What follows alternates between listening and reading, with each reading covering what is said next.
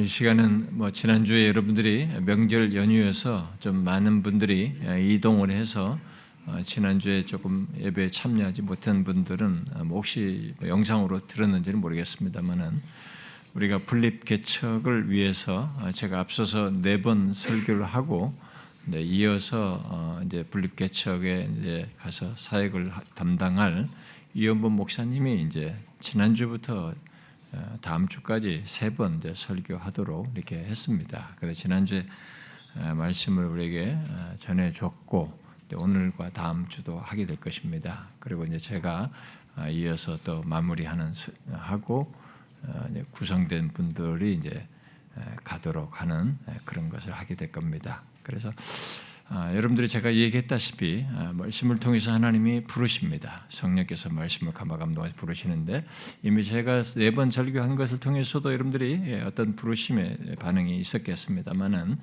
이제 우리 담당 목사님의 설교를 통해서도 하나님께서 여러분들을 부르실 거라고 믿습니다. 그 부르심을 따라서 반응하여서 교회를 세울 수 있도록 하면 좋겠습니다. 목사님 나오세요.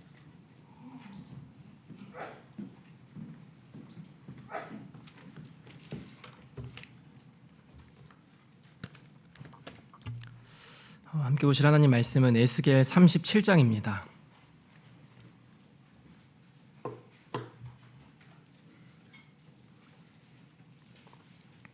에스겔 37장 1절부터 14절까지를 한 절씩 교독하여 읽겠습니다. 구약 성경 1208페이지에 있습니다. 에스겔 37장 1절부터 14절까지 말씀을 한 절씩 교독해서 읽도록 하겠습니다. 먼저 읽겠습니다. 여호와께서 권능으로 내게 임재하시고 그의 영으로 나를 데리고 가서 골짜기 가운데 두셨는데 거기 뼈가 가득하더라. 나를 그 뼈 사방으로 지나가게 하시기로 본즉 그 골짜기 지면에 뼈가 심이 많고 아주 말랐더라.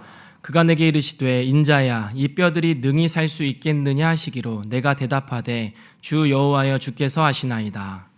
내게 이르시되 너는 이 모든 뼈에게 대언하여 이르기를 너희 모든 뼈들아 여호와의 말씀을 들지어다. 주 여호와께서 이 뼈들에게 이같이 말씀하시기를 내가 생기를 너희에게 들어가게 하리니 너희가 살아나리라. 위에 힘줄을 두고 살을 입히고 가죽으로 덮고 너희 속에 생기를 넣으리니 너희가 살아나리라. 또 내가 여호와인 줄 너희가 알리라 하셨다. 이에 내가 명령을 따라 대언하니 대언할 때에 소리가 나고 움직이며 이 뼈 저 뼈가 들어맞아 뼈들이 서로 연결되더라. 내가 또 보니 그 뼈에 힘줄이 생기고 살이 오르며 그 위에 가죽이 덮이나 그 속에 생기는 없더라. 또 내게 이르시되 인자야 너는 생기를 향하여 대언하라. 생기에게 대언하여 이르기를 주 여호와께서 이같이 말씀하시기를 생기야 사방에서부터 와서 이 죽음을 당한 자에게 불어서 살아나게 하라 하셨다 하라. 이에 내가 그 명령대로 대언하였더니 생기가 그들에게 들어가매 그들이 곧 살아나서 일어나 서는데 극히 큰 군대더라. 또 내게 이르시되 인자야 이 뼈들은 이스라엘 온 족속이라. 그들이 이르기를 우리의 뼈들이 말랐고 우리의 소망이 없어졌으니 우리는 다 멸절되었다 하느니라.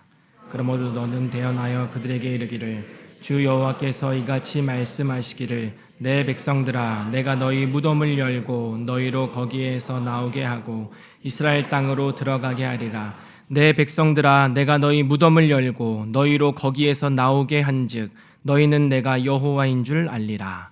내가 또 내 영을 너희 속에 두어 너희가 살아나게 하고 내가 또 너희를 너희 고국 땅에 두리니 나 여호와가 이 일을 말하고 이른 줄을 너희가 알리라. 여호와의 말씀이니라.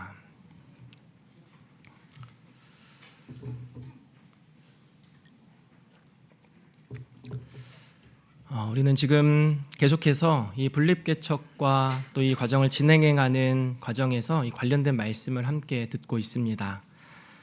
이 땅의 모든 교회는 우리 주님이 말씀하신 것처럼 내 교회다 이렇게 말씀하신 것처럼 이 땅의 모든 교회는 주님의 교회입니다. 작은 것 하나까지도 다스리시는 우리 주님의 교회입니다. 우리는 이 시간을 통해서 예수 그리스도께서 우리 전체를 다스려 가시는 것을 함께 보아야 하고 우리 공동체 전체를 주께서 다스려 가시는 것을 보아야 하고 또 한 교회를 세워 가시는 것도 우리는 함께 지켜보아야 합니다. 사람을 모으시고 또 필요를 채우시고 우리 안에 하나님을 향한 소망을 품게 하셔서 이끌어 가시는 것을 우리는 이렇게 앞으로 보게 될 것인데 이것은 우리 교회적으로도 굉장히 복된 일입니다.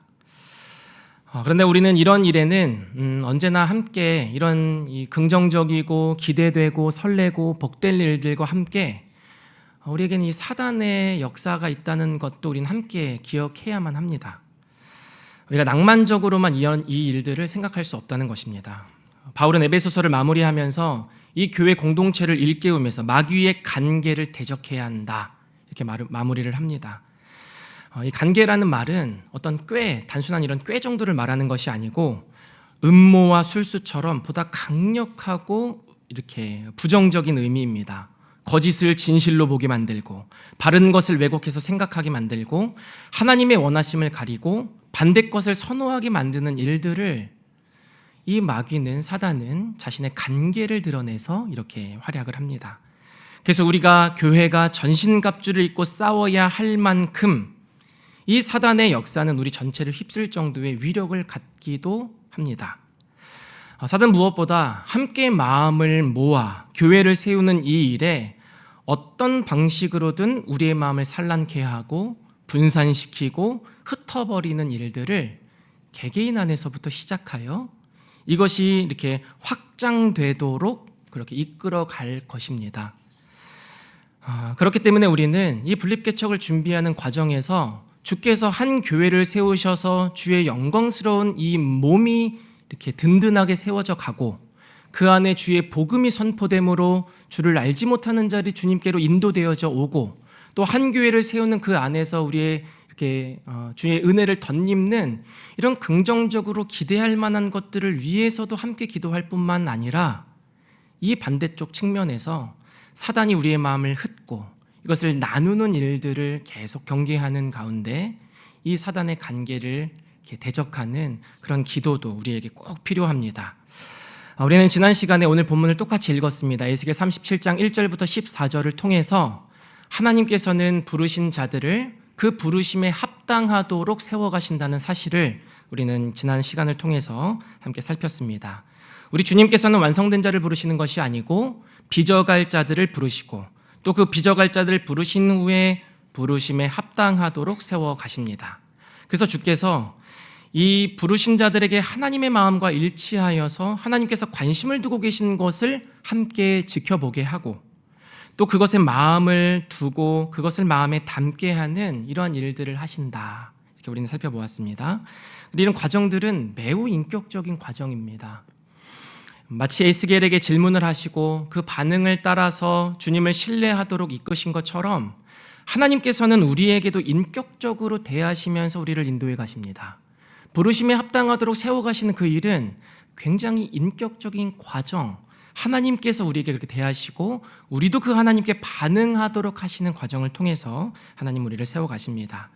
이러한 일들을 통해 우리는 하나님께서 우리를 이렇게 빚어 가실 때 우리로서는 만들어낼 수 없는 구원의 역사, 이 은혜로운 생명의 역사를 보게 하셔서 하나님을 전폭적으로 의지하고 신뢰하고 따르게 되는 일들도 하나님께서는 우리를 빚어가시는 과정 중에 분명 행하실 것입니다. 우리는 연약하나 우리의 연약함을 돕는 분으로 하나님은 계십니다. 우리를 연약한 것을 다 아시는 가운데 부르신 주님은 그 부르심에 합당하도록 우리를 세워가실 뿐만 아니라 이제 우리 측면의 일이잖아요. 부르심에 합당하도록 우리를 세워가실 뿐만 아니라 우리를 통하여 성도를 온전케 하고 그리스도의 몸을 세우는 그런 일들도 우리 주님께서는 동시간적으로 함께 행하실 것입니다. 여러분은 지금과 같은 이런 분립개척의 시간을 우리가 이렇게 갖고 있는데 우리가 함께 마음을 쏟아서 기도하고 이렇게 동참하는 이러한 일들을 통해 세워진 교회, 이 교회는 모두 다 참된 교회다라고 이렇게 말할 수 있겠습니까? 한번 제가 질문을 하는 겁니다. 우리 이런 과정을 통해서 교회를 세웠다. 그럼 그 교회를 참된 교회라고 말할 수 있겠습니까? 참된 교회를 추구하는 교회라고 말할 수 있을까요? 저는 그렇지 않을 수도 있다고 봅니다.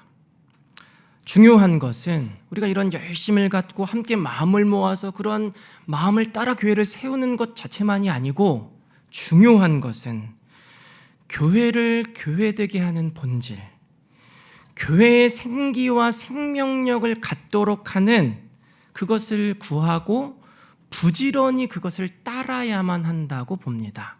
그러니까 기계적으로 되는 건 아니라는 것이죠. 이런 과정을 통해 교회를 세운다고 그 참된 교회가 될 수는 없다는 말입니다. 교회를 교회되게 하는 그 본질, 교회의 생기와 생명력을 갖게 하는 그것을 우리는 부지런히 따르고 추구해야만 합니다. 그것을 오늘 본문이 말해줍니다. 그것은 교회가 말씀과 성령의 다스림을 받는 겁니다. 이게 교회의 생기와 생명력을 갖게 하는 유일한 것입니다. 저는 오늘 본문의 말씀을 통해서 이 사실을 주목해보고 싶습니다.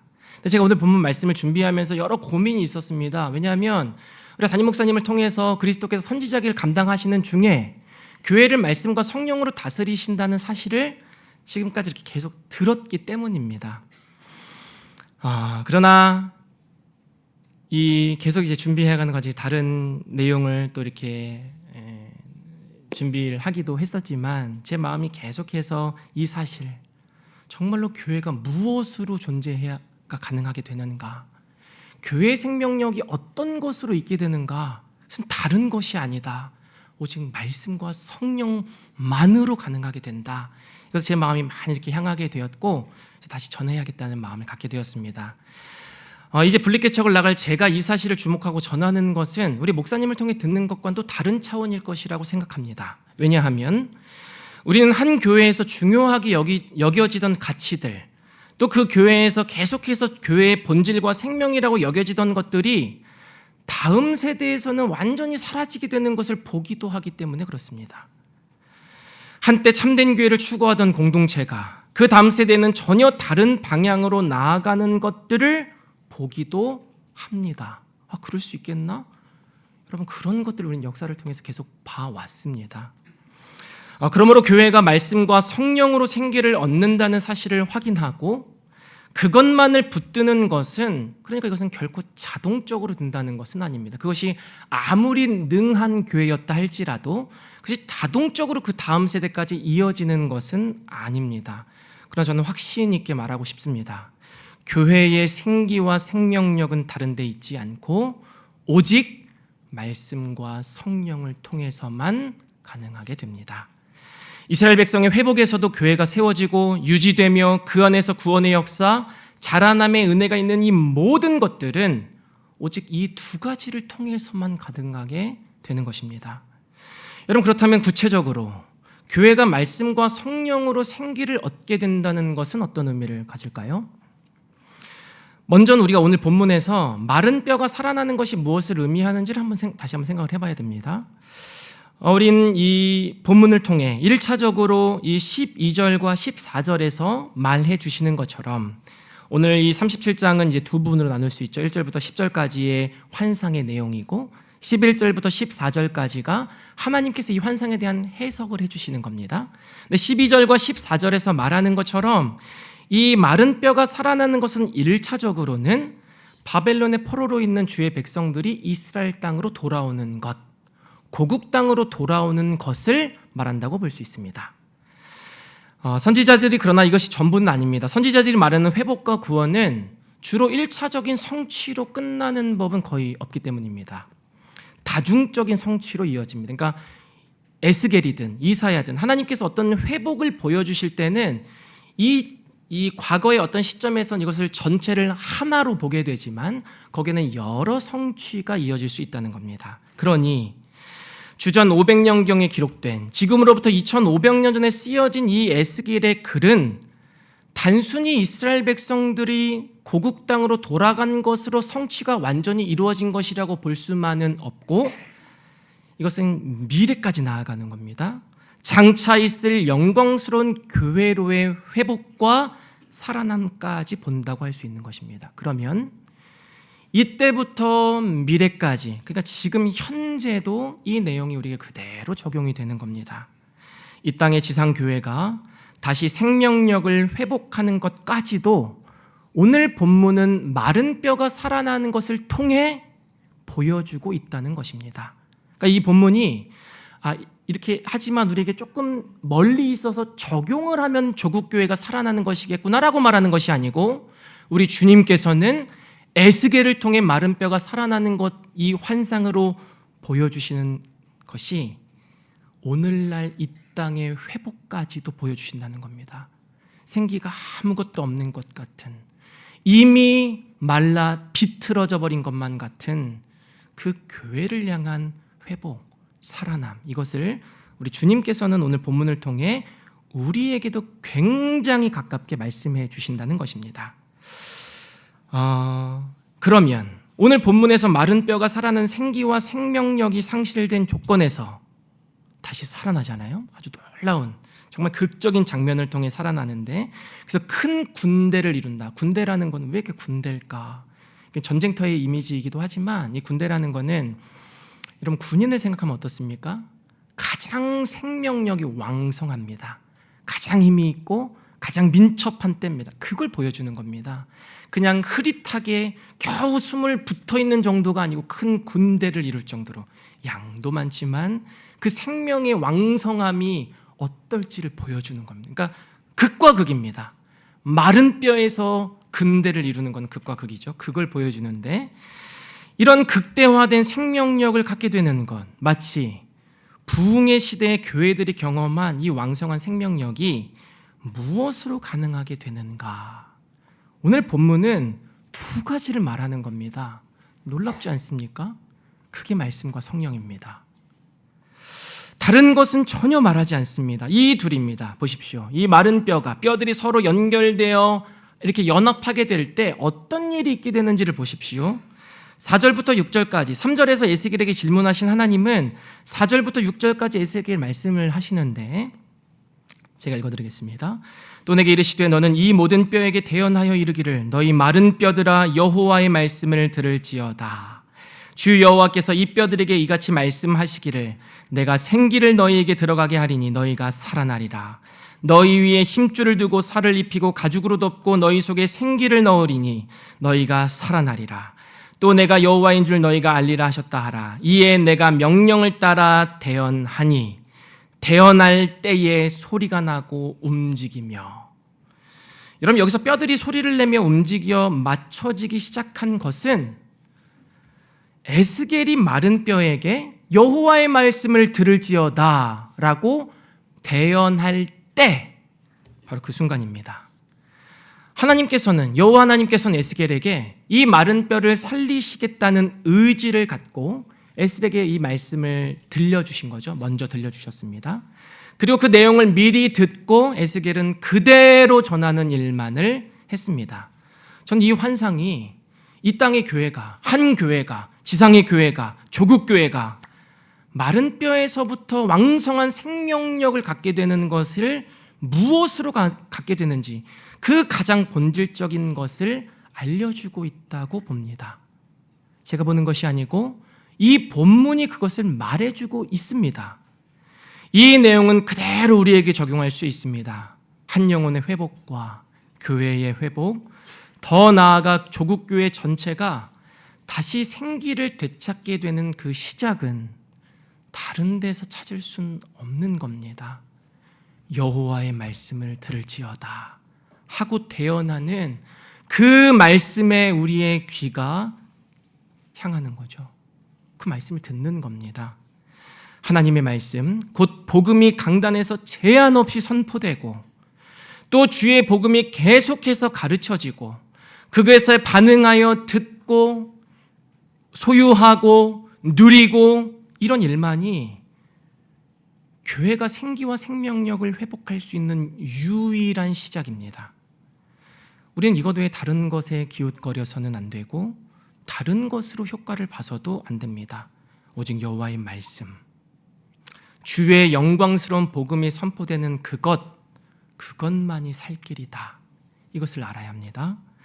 그래서 앞으로 세워지게 될 교회는 어떤 면에서 미숙하고 낯설고 때로는 불편한 일들이 있다 할지라도 주의 복음이 선포된다면, 주의 말씀이 전해진다면 그 교회는 생기와 생명력이 넘쳐날 것이라고 저는 믿습니다.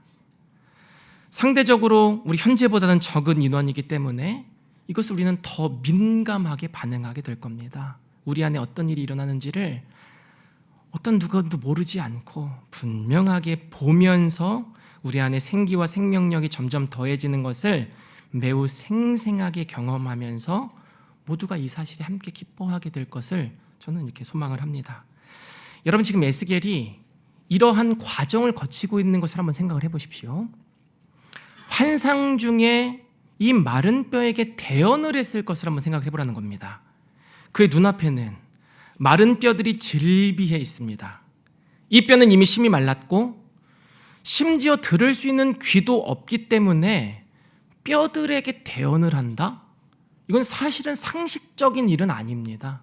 아무리 이 에스겔이 환상 중에 있다 할지라도 모든 것을 그냥 환상 가운데 막 끌려다니면서 할 수는 없는 겁니다. 주님께서 물으셨을 때 이 뼈들이 살 수 있겠느냐, 능히 살 수 있겠느냐, 주께서 아시나이다라고 말했던 걸 우리 지난주에 살펴보았었죠. 에스겔은 이것에 압도되어 있는 겁니다. 이 죽음의 어떤 기운에. 그럼에도 불구하고 지금 에스겔은 7절에 보니까 이에 내가 명령을 따라 대언하니 이렇게 말을 합니다. 4절부터 6절까지 이 뼈들이 살아나는 것을 우리 주님께서 말씀해 주셨는데 그것을 들은 에스겔이 7절에서는 이에 내가 명령을 따라 대언하니 이렇게 말을 한다는 겁니다. 여러분, 우리는 이 구절을 이에 내가 명령을 따라 대언하니 이 구절을 이렇게 쉽게 읽어나갔을지는 모르겠습니다. 여러분, 에스겔이 그냥 기계적으로 대언한다고만 한다면 이건 뭐가 어렵겠습니까? 전하라고 하셨으니까 그냥 전하면 됩니다. 근데 이성을 가진 존재가 인격적인 동의에 따라 반응한다는 것을 생각한다면 지금 여기서 에스겔이 하는 행동은 기이한 일이라고 볼 수도 있습니다. 에스겔이 다 말라서 비틀어진 귀 없는 뼈들을 향해 여호와의 명령을 따라 대언한다는 것은 에스겔에게는 지금 뭔가가 있다는 겁니다. 그게 뭡니까? 이 확신이 있는 거죠. 마른 뼈가 살아나는, 죽은 것에서부터 생기를 얻게 되는 교회의 생기와 생명력이 이 말씀에서부터 있다는 것을 이 에스겔이 수용을 했기 때문에 우리는 이걸 다 지나가면서 해서 그 다음 역사를 보지만 에스겔은 그게 아닌 겁니다. 주님께서 이끌어 가시는 과정 중에 있는데도 이 사실을 수용했기 때문에 오직 마른 뼈를 살리는 능력이 주의 말씀, 그것을 대언하는 말씀의 능력이 있다는 것을 확고히 알고 믿었기 때문에 이에 내가 명령을 따라 대언하니 라고 이렇게 할 수 있었던 겁니다. 그러나 오늘날은 에스겔처럼 말씀으로 마른 뼈가 살아나고 말씀으로 교회의 회복이 시작될 수 있다는 인식과 믿음을 여러분 정말이지 좀처럼 찾아보기 어려운 시대입니다. 여러분, 제가 지금까지 말씀드린 거 우리는 다 수용을 할 겁니다. 그렇죠. 교회의 생기와 생명력, 이렇게 죽은 것에서부터 살아나는 것, 그 시작은 말씀이 당연합니다. 우리는 이렇게 받아들이면 이것은 복입니다. 여러분 문 밖을 나가보십시오. 수많은 교회는 있지만 교회의 생기와 생명력을 여기서 찾지 않는 교회가 있다는 겁니다. 근데 그런 교회가 전 없다고 보진 않습니다. 그러나 이렇게 다른 데에서 이 생기와 생명력을 찾는 교회들이 너무 많은 것만 같습니다. 제가 듣는 게 그런 겁니다. 마치 이 시대는 나아만 장군의 논리에 깊이 빠져 있는 것만 같습니다. 여러분, 나아만 장군이 누굽니까? 나암이 나병에 걸렸잖아요. 병에서 낫기를 원했을 때 이 여사환을 통해서 엘리사가 그것을 고친다는 것을 듣습니다. 그 사환을 보냅니다. 엘리사를 통해 듣게 됩니다. 엘리사는 요단강에서 7번 몸을 씻으라고 명령합니다. 근데 실제로 이게 효과가 있었잖아요. 근데 이걸 듣는 나아만이 어떻게 반응을 합니까? 그는 자기 생각에는 이 나병은 자기에게 아주 치명적인 병이었고 자기가 경험하는 바입니다. 이게 지금 무슨 요단강에서 7번 씻는다고 이게 낫느냐. 굉장히 자기 생각엔 사소하고 하찮은 일이라고 여겨서 분노를 합니다. 이렇게 말하죠. 나아만이 노하여 물러가서 이르되 내 생각에는, 이렇게 말합니다. 내 생각에는 그가 내게로 나와 서서 그의 하나님 여호와의 이름을 부르고 그의 손을 그 부위 위에 흔들어 그렇게 하면 나병을 고칠까 하였도다. 그러니까 뭡니까 지금 이 나아만이? 자기 생각에는 더 거창하고 더 효과적인 어떤 것을 해야지 물에 들어가서 씻는 이런 사소하고 하찮은 일로 무슨 일이 있겠냐, 이렇게 생각을 하는 겁니다. 무시하는 거죠. 이것을 아주 가치없게 여기는 겁니다. 저는 오늘날 우리가 말씀으로 교회가 생명력을 얻게 된다는 데에도 이 나아만식으로 생각하고 있는 것은 아닌가, 그런 생각이 듭니다. 각자 다들 내 생각이 옳은 대로 말하고 행동하고 교회를 이어갑니다. 교회의 생기와 생명력은 이제 말씀만으로는 어렵다고 말하면서 내 생각에는 이것이 옳다 저것이 옳다 정작 말씀 외에 다른 것들을 주목하는 것을 봅니다. 교회들마다 다 말씀은 전하기 때문에 이것은 당연한 거고 이거는 전제사항이고, 그가 넘어서 교회가 생기를 갖는 진짜 싸움은 그 다음의 것이 있어야 한다. 말씀 다 전하지 않냐? 말씀 전하지 않는 교회가 어딨냐? 근데 변하지 않지 않냐? 그렇기 때문에 우리의 싸움과 씨름과 승부처는 이미 하고 있는 이게 아니고 다른 어떤 거다. 새가족을 맞이하는 세심한 무드, 적절한 공간의 구성, 감성을 자극하는 예배 분위기, 짜임새 있는 프로그램과 체계적인 사역 시스템, SNS를 통한 노출과 홍보, 그리고 시대의 흐름에 맞는 리더십 전략, 여러분 이런 것들이 교회를 살린다고 사람들이 말합니다. 이것을 우리는 부정해서는 안 됩니다. 무시할 수는 없습니다. 이런 것들 어떤 면에서 우리에겐 필요합니다. 그러나 문제는 그것들이 말씀을 대신한다는 데 있습니다. 교회의 생기와 생명력의 근원을 바꿔버린다는 데 문제가 있다는 겁니다.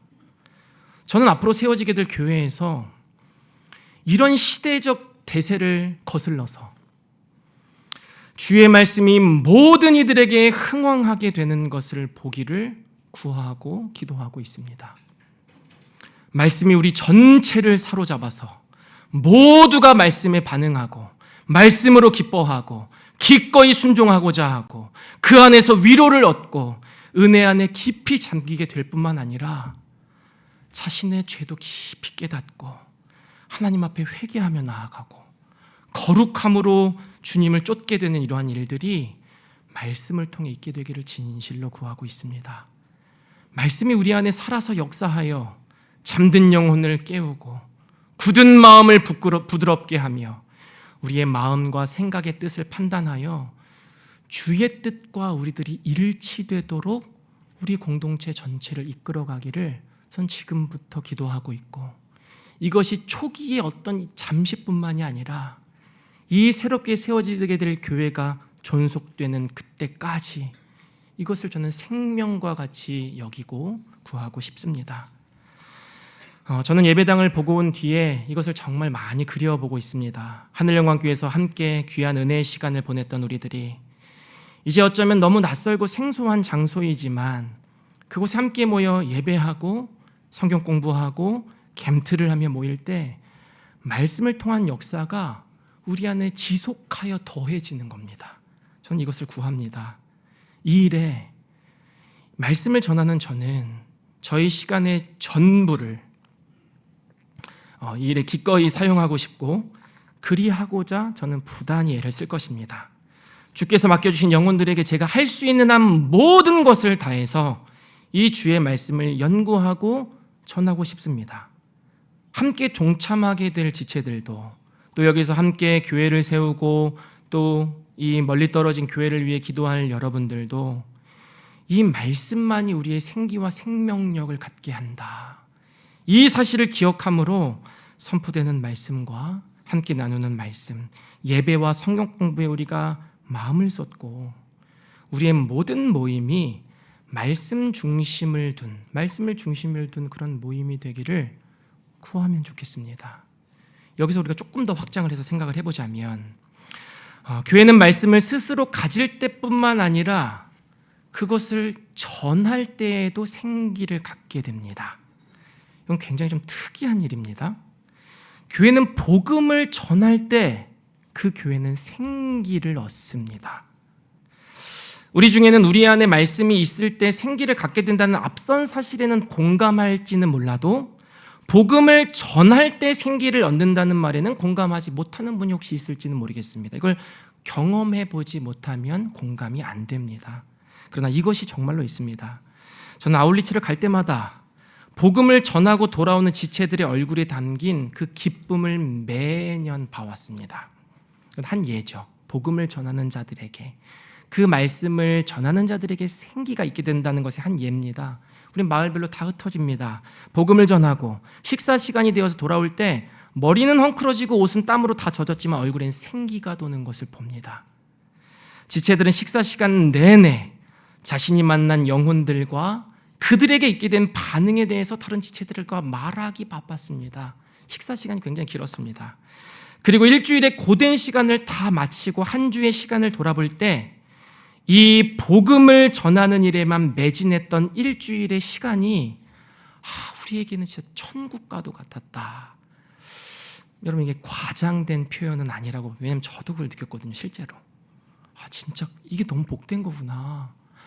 이게 우리의 모든 시간을 정말 이토록 복음을 전하는, 하나님의 말씀을 전하는 일에만 우리가 집중했던 적이 없었는데 이 한 주의 시간, 아침에 눈 뜨고부터 자기 전까지의 모든 시간을 복음을 전하는 일에 사용해보니 이게 우리에게는 너무 좋구나. 이런 게 뭡니까? 복음을 전함으로 생기와 생명력을 얻게 된 겁니다. 여러분, 70인의 제자들을 예수님께서 보내십니다. 그들이 돌아올 때 어떤 똑같은 반응을 보입니다. 누가복음을 보면 기쁨으로 돌아와 이렇게 말합니다. 짧은 말이죠. 근데 그들이 실제로 여러 어려움이 있지 않습니까? 예수께서는 이리에게 너희들 보내는 것 같다. 녹록지 않은 현실이 있었던 겁니다. 여러분, 복음 전은 누가 쉽게 됩니까? 안 듣기 때문에, 저항하기 때문에, 거절하기 때문에, 밀어내기 때문에. 복음 전은 그렇게 쉬운 일은 아닙니다. 그런데 그것을 다 거치고 제자들이 돌아옵니다. 폐잔병처럼 돌아옵니까? 그렇지 않습니다. 기쁨으로 돌아온 일이 있었던 겁니다. 이게 뭘까? 이건 바로 교회가 복음을 전할 때 생기와 생명력을 얻게 되기 때문에, 우리의 영혼 안에서부터 그것을 경험하기 때문에 이런 모습을 갖게 된 겁니다. 교회는 자고로 말씀을, 특별히 복음을 전하는 교회로 남아야 합니다. 교회는 구제도 하고 섬기는 일도 해야 됩니다. 그래서 우리에게 주어진 역량을 따라 지역을 섬길 것입니다. 그러나 교회는 무엇보다 지역에 복음을 전하는 교회여야만 합니다. 이것을 잃어버리게 되면 반대로 교회는 생기를 잃게 됩니다. 생명력을 상실하는 겁니다. 우리 안에도 그래서 말씀이 있잖아요. 이것만으로는 불완전합니다. 저는 앞으로 세워지게 될 교회가 비록 작을지라도 이 땅을 울리는 외치는 자의 소리로 존재하기를 구합니다. 소리는 안 보입니다. 이 소리가 뭘 변화를 줘? 이 소리가 뭘 살려? 이 소리가 죽은 자를 어떻게 일으켜? 우리가 생각하면, 효과를 생각했을 때는 아무 일도 안 일어날 것 같지만 역사를 보십시오. 생명의 살아남은 다 외치는 자의 소리를 통해 있게 되었습니다. 저는 앞으로 세워질 교회가 그 일을 진실로 감당할 수 있기를 바랍니다. 외치는 자의 소리로 남는 것입니다. 이 어두운 땅에, 빛을 잃고 죽어가는 이 땅에 생명의 이유가 되시는 그리스도를 전하는 겁니다. 죽어가나 자신의 죽음도 알지 못하는 자들에게, 죽음의 향기를 맡고 살아가나 그곳에서부터 벗어날 길을 알지 못하는 자들에게 생명의 길이 있습니다. 여러분이 살 길이 있습니다. 예수가 계십니다. 저는 외치는 자의 소리로서 저와 우리 교회가 그렇게 존재하기를 구합니다. 저는 이 사실이 우리가 흩어져야 되는 중요한 이유라고 봅니다. 첫 번째 사실만 있다면, 우리 교회 안에 말씀을 통해 생기와 생명력이 있는 이 사실만 있다면 우리 하늘광 교회 안에서 더 부유하고 풍성한 말씀을 들으면서 이 안에서 생기를 얻으면서 지나가면 되겠죠. 근데 이 두 번째 측면, 외치는 자의 소리로서의 역할을 감당해야만 하고 그것이 교회의 생명력을 갖게 한다는 사실을 생각해 보면, 이제 우리는 에스겔에게 어떤 것을 보여주시는 것처럼 주께서 보여주시는 것에 나도 동참해서 나도 그 소리로서 존재하는 것이 필요합니다. 저는 하늘영광교회가 이 암사동으로 이전하게 된 이유는, 우리가 여러 곳을 거쳤잖아요. 그래서 최종적으로 암사동에서 이게 거의 20년간 여기서 이렇게 머물고 있는데, 우리 목사님께서 말씀해 주셨던 것처럼 이건 우리가 진짜 많은 것 알아보고 온 것은 아니었습니다. 그때 교회도 잠깐 왔다가 돌아갔고 이 근처에 큰 교회가 있는 것도 몰랐던, 암사동이 어딘지, 이 서울의 이 골짜기와 같은 곳에 이 암사동이 오게 되었는데, 암사동으로 이전하게 된 이유는 결정적으로 주께서 이 지역에 구원할 자를 보셨기 때문이라고 봅니다. 우리 교회는 멀리 서서 찾아옵니다. 이건 너무 특이하기도 하고 우리에게는 너무 복된 일이기도 하지만, 여러분, 암사동 지역 안에서 시간을 달리해서 계속 사람들이 오고 있습니다. 근데 올 뿐만 아니라 오는 것으로 끝나지 않고 복음을 듣고 반응하여 변화되는 그런 생명의 일들이 계속되고 있습니다. 바로 이것입니다. 저는 주의 인도를 따라 수원으로 가게 되지만 그곳에는 우리가 외치는 자의 소리로서 존재할 때 그 소리에 반응하여 주께로 돌아올 누군가가 있는 겁니다. 좀 모르죠. 어떤 분을 만나게 될지, 어떤 자들이 오게 될지. 근데 그 대상 때문에 저로서도 낯선 그런 곳으로 하나님은 우리를 인도해 가신다고 믿습니다. 현재는 마른 뼈와 같이 죽어있는 자들, 우리를 영원토록 살리는 복음을 듣지 못하고 제한적으로 알고 있는 자들에게 이 소리로서의 역할을 감당하여 그들을 구원할 필요가 교회에는 있는 겁니다.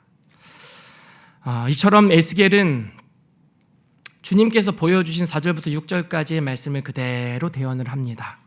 그래서 7절에서 8절에 보면 소리가 나고 뼈들이 서로 연결되고 힘줄이 생기고 살이 오르고 가죽이 덮이는 이러한 일들이 있습니다. 그러니까 이제 에스겔은 제사장이었기 때문에 계속해서 제물을 잡으면서 그 역순을 받겠죠.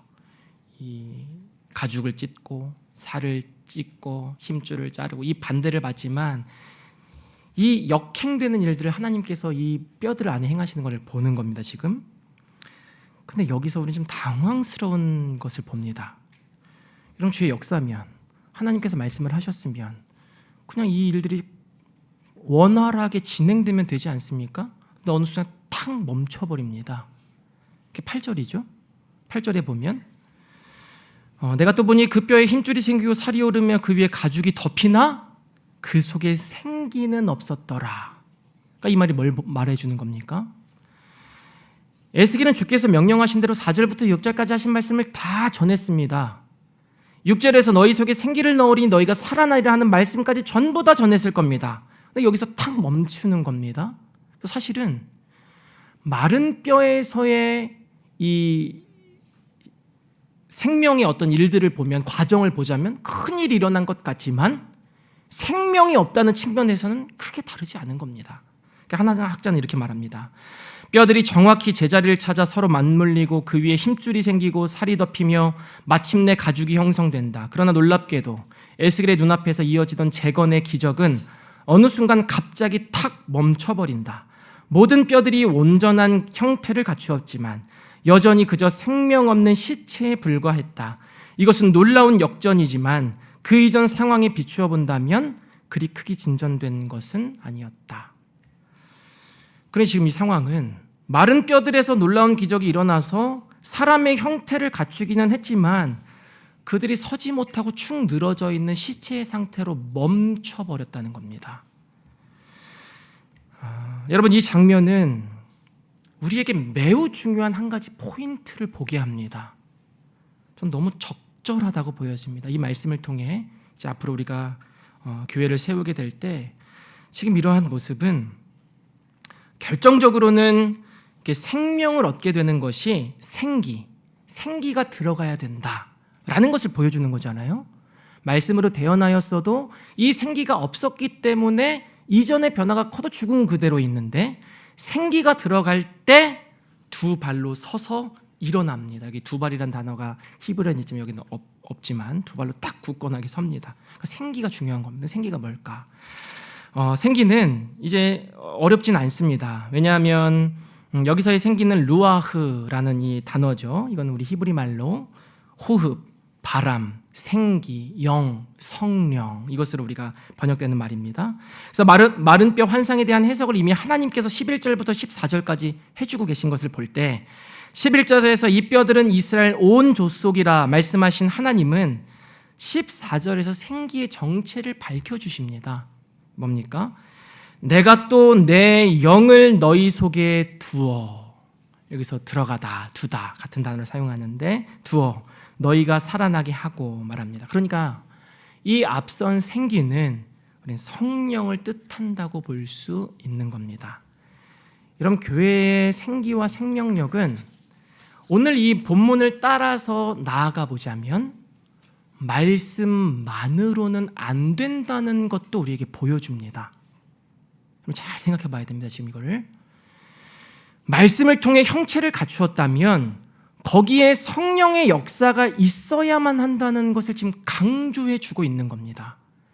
물론 바빙크가 말한 대로 성령은 말씀 밖에서 역사하지 않으시고 말씀은 성령 없이 효력을 갖지도 않으십니다. 그래서 말씀과 성령은 언제나 함께 일하십니다. 따로 이렇게 일하진 않으십니다. 근데 본문은 이것을 의도적으로 분리하여 두고 진정한 생명력은 성령과 말씀이 함께 일할 때, 또한 선포된 말씀을 통해 성령께서 역사하실 때에만 생명의 역사를 보게 된다는 점을 강조해 주고 있다는 것입니다. 여러분, 저는 이 포인트가 앞으로 분립개척을 준비하고 있는 현재 우리에게 너무 적절할 뿐만 아니라 주께서 우리에게 주시는 경고이자 소망이라고 봅니다. 우리는 이 부분에서 착각을 할 수가 있습니다. 우리들이요. 어떤 착각입니까? 교회의 생명력이 말씀에 있다고 보는 것은 너무 바람직하지만 말씀에만 치우쳐서 이 성령의 역사를 간과하는 겁니다. 하나님의 일을 구하지 않는 겁니다. 그냥 있으면 될 거라고 생각하는 겁니다. 우리가 하늘 영광께서 복음을 배웠고 복음을 누렸고 복음을 말할 수도 있으니 우리가 그런 자들이 모여서 교회를 세워 말씀을 전하면 거긴 생기와 생명력을 얻고 그런 생명의 역사가 일어날 것이라고 생각할 수는 없다는 겁니다. 우리는 무엇을 구해야 됩니까? 말씀을 통해 성령께서 역사하시기를 구해야만 합니다. 우리가 배우는 것에 다 조치되어서 마치 우리가 가진 것을 잘 늘어놓기만 하면, 말씀을 잘 전하기만 하면, 거십을 잘 가르치기만 하면 거기에서도 생명의 역사는 곧장 일어날 것이라고 생각한다면 이런 건 우리의 큰 오산입니다. 잘못 생각하는 겁니다. 오늘 이 장면은 그것만으로는 형체는 갖추었으나 생명력이 없는, 교회의 모양은 있으나 실상은 마른 뼈와 크게 다르지 않는 죽은 상태에 머물러 있을 수도 있다는 것을 보여줍니다. 여러분, 저도 최선을 다해 제 시간을 다해서 열심히 연구하고 해서 힘있게 전하겠지만 그것만으로는 안 된다는 겁니다. 이 시대가 이런 것을 중요하게 여기지 않으니까 우리가 그것을 중요한 가치로 삼고 우리의 예배 순서도, 예배 말씀 시간도 길게 하고 성경 공부도 가르치고 이것을 이런 교리반다고 이런 것들 잘하면 거기도 그런 일들이 있겠지? 우리가 여기에 이 성령의 역사를 은근히 배제하여 생각할 수도 있다는 겁니다. 그러니까 어떤 면에서 우리는 잘 배웠다면 더 비중 있게 마음을 쏟고 구해야 되는 것은 생명의 역사입니다. 이 성령께서 말씀을 사용하여 주시기를 지금부터 우리는 부지런히 기도해야 됩니다. 그래서 스펄전은 이런 내용을 설교자의 국한에서 표현하기도 하는데 한번 여러분 좀 길지만 들어보십시오. 이 성령의 역사를 말합니다. 여러분은 설교를 연구할 수 있고 본문의 원문을 조사할 수 있습니다. 여러분은 가서 아주 정확한 표현을 사용하여 본문을 설교할 수도 있습니다. 그러나 그 설교로 영혼을 되살릴 수는 없습니다. 강단에 올라가 예를 들고 설명하여 진리를 힘주어 강조할 수는 있습니다. 화려한 수사로 청중들을 매혹시킬 수 있습니다. 그러나 여러분의 웅변으로 죽은 자를 일으킬 수는 없습니다. 생각이나 설득의 힘이 아닌 다른 힘이 작용해야 합니다. 우리의 목소리가 아닌 다른 목소리가 들려야 합니다. 오직 성령의 역사입니다. 오직 성령께서 여러분을 사용하여 사람들에게 복을 베푸실 때에만 그들이 여러분을 통해서 복을 받을 것입니다. 자기가 할 수 있는 일을 할지라도 성령의 활동이 없으면 한 영혼도 소생하지 못할 것이라는 것을 안다면 영혼을 구하려는 간절한 바람이 있는 사람은 기도하지 않고서 강단에 올라갈 생각을 하지 않을 것입니다. 자기가 말하는 문장 하나하나를 하나님께서 도와주시기를 바라며 수없이 신음하고 부르짖는 일이 없이 설교하려고 하지 않을 것입니다. 그리고 설교를 마친 후에도 그것이 끝이 아니라 겨우 시작되었을 뿐임을 알고 이렇게 기도할 것입니다. 성령님을 내려주셔서 내가 포로된 자들에게 구원을 전할 수 있게 하여 주옵소서. 그렇지 않으면 내 모든 수고에도 불구하고 사람들은 여전히 감옥에 갇혀 있을 것입니다. 여러분, 우리는 이 사실을 기억해야 합니다. 저는 진실로 교회를 분립해서 나가는 우리가 기억해야 되는 것이 이 성령의 역사라고 봅니다. 주께서 우리 안에 말씀으로 우리를 사로잡으시고 역사하여 주시는 겁니다. 그래서 9절에서 에스겔이 대언한 것처럼 간절한 마음으로 생기가 사방에서부터 불어 이 죽임당한 자들을 살아나게 하라.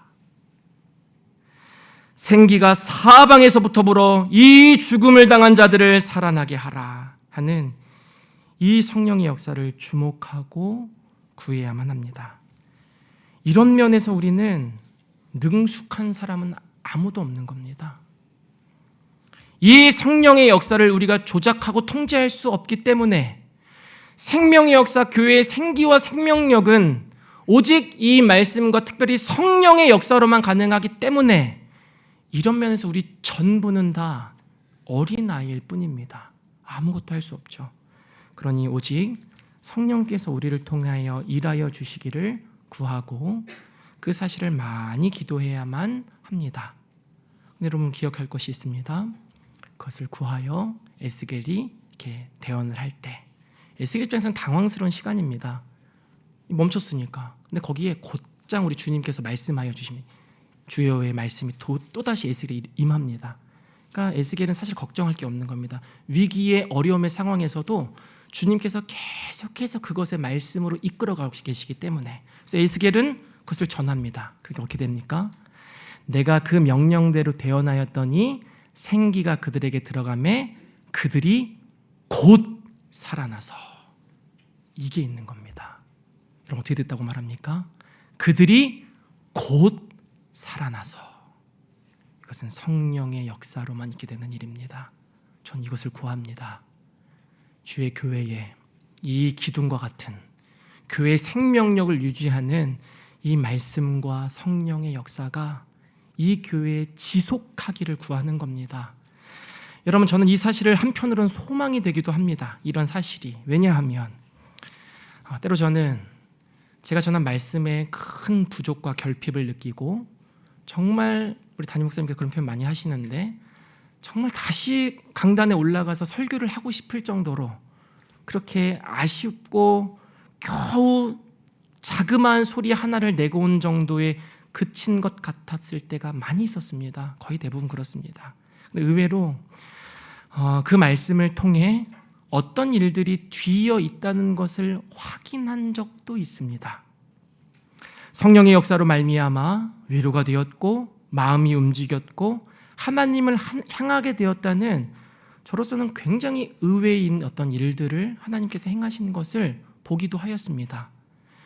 그러므로 우리가 성령의 역사가 있게 되기를 간절히 구한다면 겨우 더듬거리면서 아주 제한적으로 예수를 전한 것 같을지라도 그 전한 말씀을 사용하셔서 듣는 자로 하여금 마음에 깊은 찔림을 갖게 하시고 주께로 이끄는 일도 얼마든지 있을 수 있다.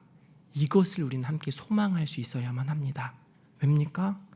생기와 생명력은 내가 통제하는 것이 아니기 때문입니다.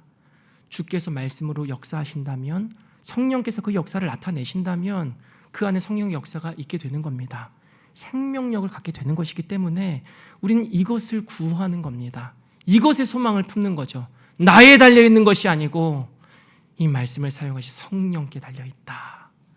이것을 구하는 것이죠. 여기에 우리 연약함은 다 가려집니다.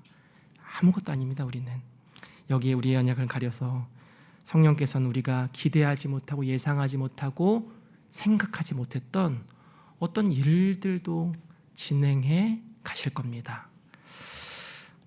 여러분 오늘 본문은 이 땅의 교회의 생기와 생명력이 어디서부터 오게 되는지를 너무 잘 보여줍니다.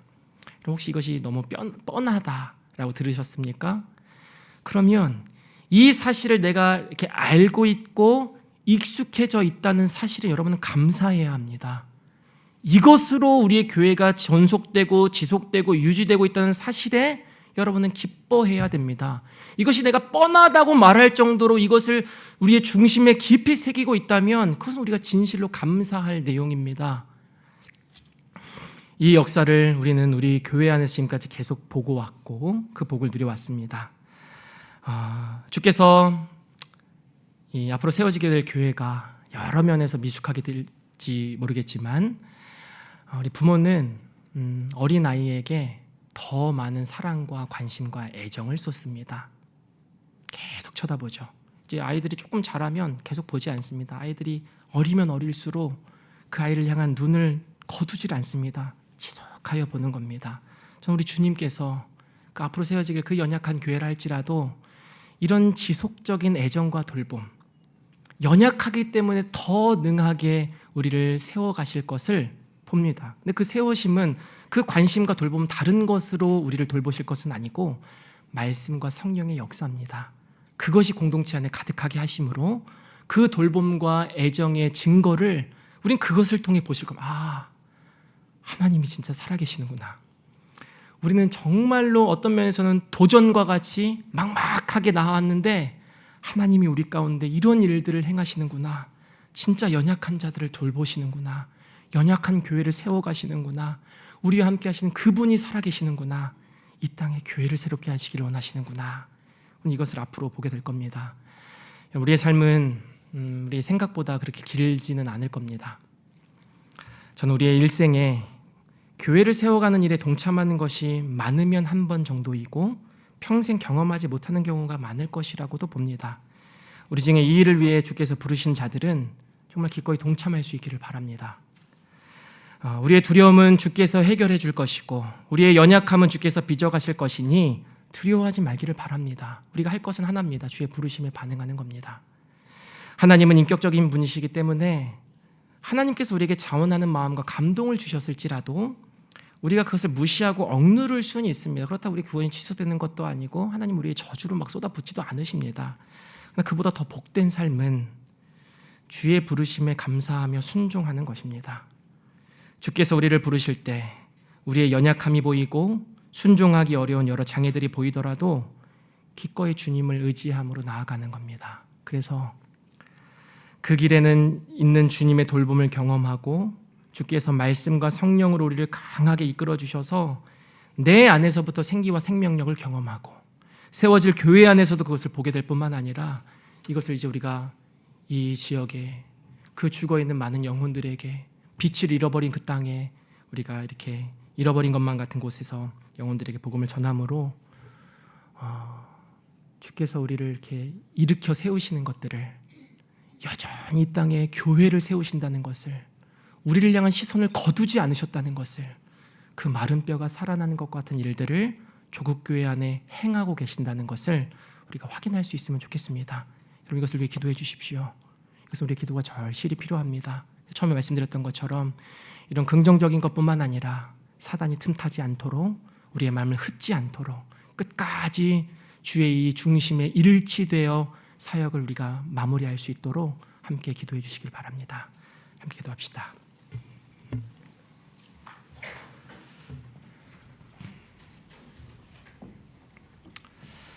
우리가 들려주신 말씀에 따라서 우리 잠깐 기도하고 제가 기도하겠습니다. 기도합시다.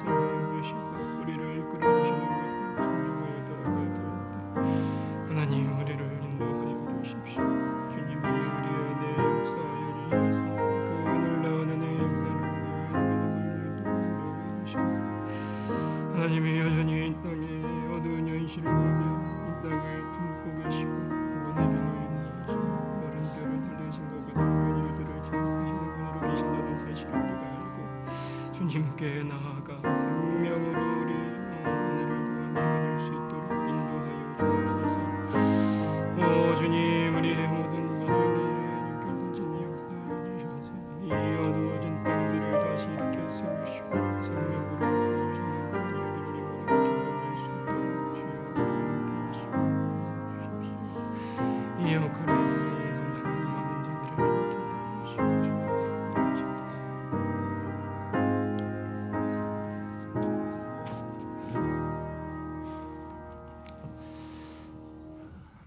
하나님 아버지,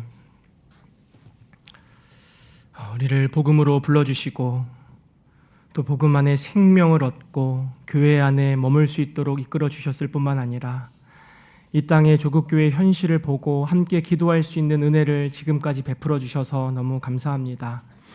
우리가 이 땅을 볼 때에, 교회들의 현실을 볼 때에 빛과 소금의 역할을 감당함으로 이 세상을 밝히고 짠맛을 내야 하는 이러한 일들을 해야 함에도 불구하고 이 교회들이 마치 마른 뼈와 같이 죽어 있는 것 같고 마른 지 심히 오래된 것 같이 생명의 어떤 것도 보이지 않는 건 상황들과 소리들을 우리는 많이 듣게 됩니다. 하나님, 그러나 주님께서는 여전히 이 교회를 살리시고자 하는 마음을 품고 계시고 이대로 끝내지 않으시고 다시 일으켜 세우셔서 주의 영광스러운 교회, 주님의 은혜가 풍성히 넘치는 그 교회를 세워 이 땅의 많은 영혼들을 이끌고자 하는 그런 계획을 품고 계시는 줄 아오니 하나님, 우리의 마음을 일치하여 함께 기도하게 하시고 무엇보다 말씀과 성령으로 교회들을 세워주셔서 그 교회들이 다른 것에 의지하지 아니하고 주의 성령의 역사, 말씀으로 우리를 통치하시는 것에 잠잠히 반응하며 주께 나아가는 교회들 될 수 있도록 인도하여 주옵소서. 이제 앞으로 세워지길 교회도 주여 은혜를 더하여 주사 다른 어떤 것으로 생기와 생명력을 찾으려 하지 아니하고 모두가 말씀과 특별히 그 말씀을 성령께서 사용하여 주셔서 역사하기를 간절히 구하며 나아가는 교회, 그래서 그 연약한 교회를 주께서 붙드시고 일으켜 세우시는 것들을 경험하며 주께 감사하는 교회로 세워질 수 있도록 인도해 주옵소서. 감사드리며 예수 그리스도의 이름으로 기도합니다.